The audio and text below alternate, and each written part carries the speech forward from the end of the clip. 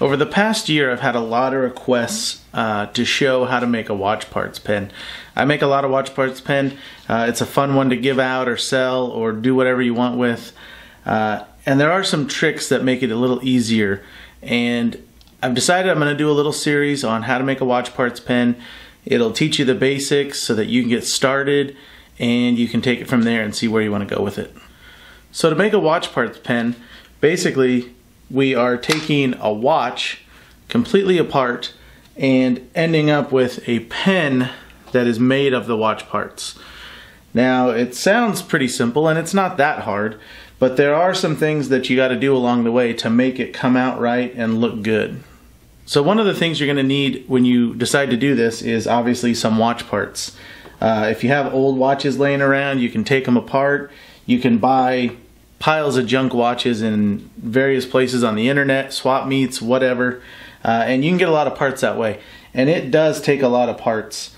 Depending on how you like the pen, a lot of parts or not, you're going to need a lot of gears, a lot of other things, and one watch won't do it. If I had to guess, I'd say it probably takes 5 or 6 watches to make one really good watch parts pen. So a couple of the tools you're going to need, obviously little tiny screwdrivers. I had to buy a set, and actually I bought 2 different sets. Something so small I just have no other use for it in the world, but to take apart a watch, you gotta have it. It just is a necessary. The next tool I need is a punch set.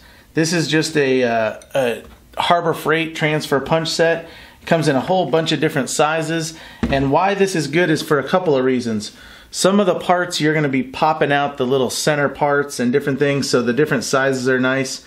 And then the main thing I use it for is to roll my face. So when I've got a watch face that I'm going to roll for a tube, I use the punch to roll it on. And I'll get to that in more detail in the future videos. You're going to find a variety of materials can be used for the backing. This is a roll of carbon fiber.